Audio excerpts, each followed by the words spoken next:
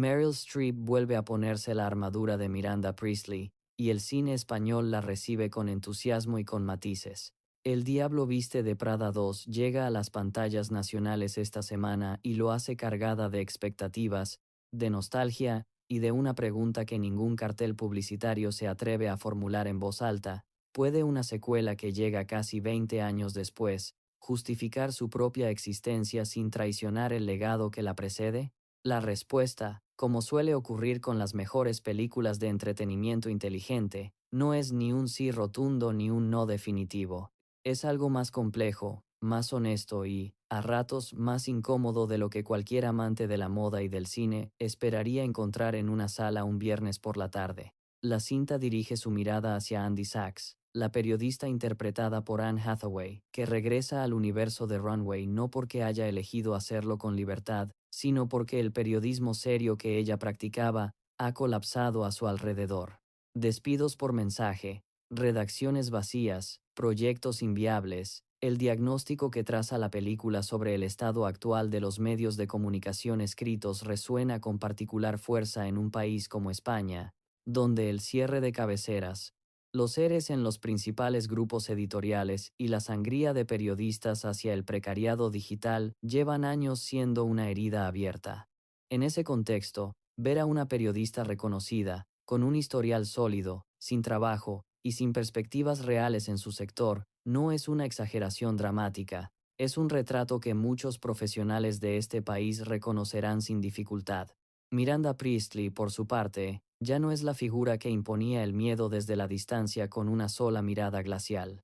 Streep ajusta el personaje hacia un territorio más estratégico, más matizado y, en ciertos momentos, más vulnerable. La editora jefa de Runway ya no domina desde la severidad absoluta sino desde la adaptación constante a un entorno que no controla del todo. Cada concesión editorial que Miranda acepta tiene peso dramático porque implica ceder algo de sí misma, de su criterio, de aquello que la convirtió en leyenda. Esta versión de Miranda Priestly no es una villana redimida ni una heroína tardía. Es una profesional extraordinaria que se enfrenta, como tantos en España y en el mundo, a la obsolescencia programada que el mercado impone sobre quienes no se adaptan lo suficientemente rápido. La Runway que aparece en esta secuela ya no dicta tendencia, la persigue. Ajusta presupuestos, responde a intereses corporativos, corre detrás de los clics y toma decisiones editoriales condicionadas por patrocinadores e inversores que nunca han pisado una sala de redacción. Esa tensión, que la película instala con inteligencia en sus primeros 45 minutos aproximadamente, es el verdadero motor del relato. La idea de ver cómo las cosas han cambiado en el mundo de los medios, donde todo es digital, comercializable y rápido, funciona como una mirada interesante y pertinente para una historia que podría haberse conformado con ser simplemente un reencuentro sentimental, con personajes queridos.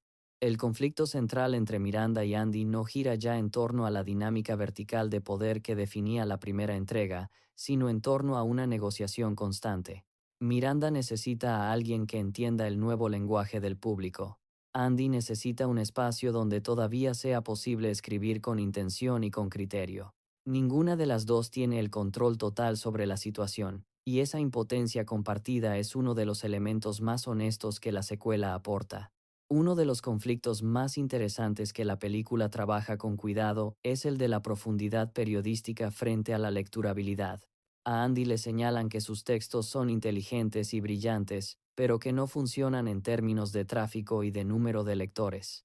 El problema, le explican, no es la calidad, es la conexión. Cómo hacer periodismo que piense, y que al mismo tiempo se lea.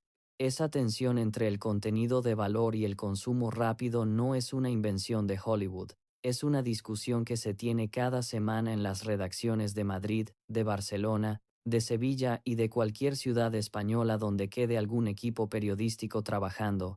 La pregunta que la película planta con lucidez es la misma que se hacen muchos directores de medios en este país. ¿Cómo devolverle el poder a la información para que no dependa enteramente de sus patrocinadores ni del algoritmo de turno? Anne Hathaway construye una Andy que paulatinamente comprende el nuevo juego sin rendirse del todo ante él. Sabe que tiene que producir piezas más accesibles, pero también intenta colar ideas más densas dentro de ese formato. La actriz, que lleva años transitando dramas de intensidad variable con resultados desiguales, parece encontrar en este regreso una comodidad genuina. Habita a su personaje con naturalidad, con ese carisma entrañable que la convirtió en referencia para una generación entera, y actúa con total soltura, un personaje que tiene ciertos toques caricaturescos, pero que funciona como ancla para el espectador. Hathaway ha conseguido en esta secuela lo que muchos esperaban, un golpe de aire fresco que le sienta bien tanto a ella como a la franquicia. Emily Blunt entra en escena como un recordatorio puntual y eficaz de hacia dónde se dirige la industria cuando el periodismo cede su espacio al mercado puro. Su Emily ya no responde a nadie en una redacción. Responde al mercado, comprometida con el magnate Benny Barnes, interpretado por Justin Theroux, maneja una marca que representa el lujo y la exclusividad, pero conserva intacta la ambición de alcanzar algún día el lugar de Miranda, así como esa baja autoestima que siempre ocultó bajo capas de maquillaje y de aparente indiferencia. Stanley Tucci, que vuelve a dar vida a Nigel, sostiene el lado más humano de una historia que de vez en cuando corre el riesgo de volverse demasiado abstracta. Nigel observa el cambio que lo rodea, se mantiene leal a sí mismo y entiende con claridad lo que se pierde en el proceso. Tucci, siempre preciso, siempre oportuno, sabe cuándo hacer reír y cuándo iluminar con un gesto lo que el guión no dice en voz alta.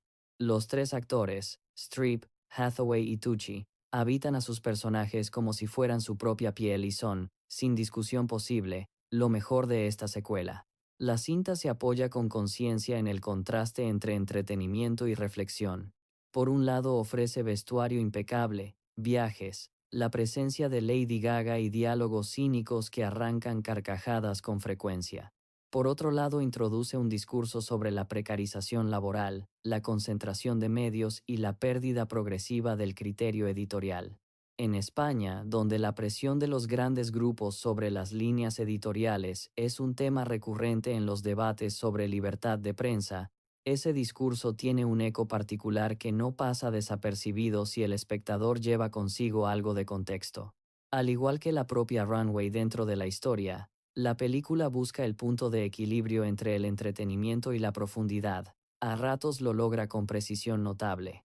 En otros momentos se queda en la superficie.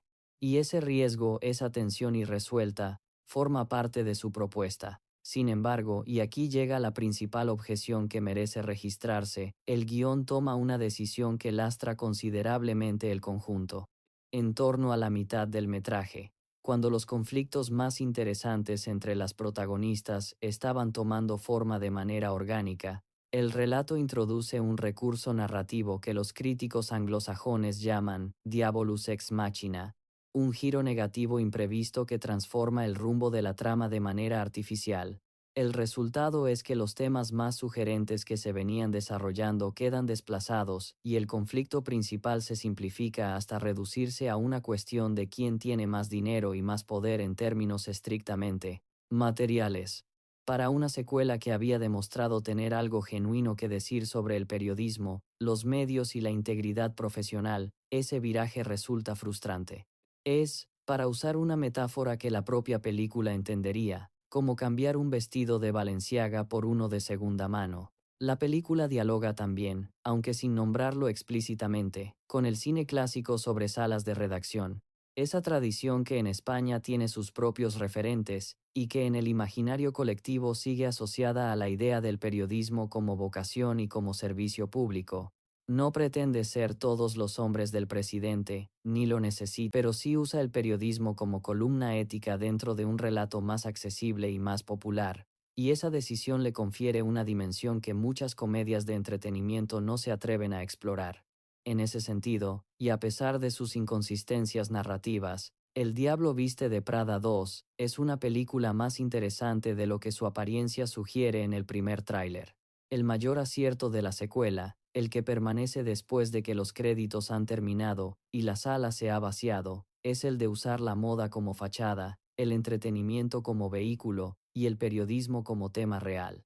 Los vestidos, los viajes, las miradas gélidas de Streep y el humor ácido siguen siendo impecables en su ejecución, Pero esta vez eso es lo de menos, y ahí está precisamente el punto. La moda no es el tema.